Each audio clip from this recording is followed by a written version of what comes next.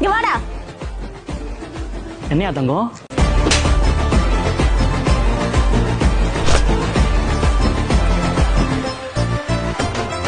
ஏடா பாத்துக்கிட்டு இருக்க அண்ணா அவள. டேய் அவன் யார் நிக்கிறான் பாருடா.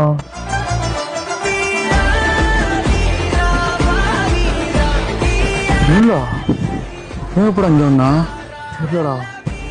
டேய் யார் தங்கச்சி உங்களுக்கு? இல்ல நம்ம தச்சுன்னு தெரியாதுயா. ஏன் தங்கச்சின்னு இல்லை, இனிமேல் பார்க்குற பொண்ணு எல்லாமே உனக்கு தங்கச்சி தான். புரியுதா? புரியுதா? புரியுதா?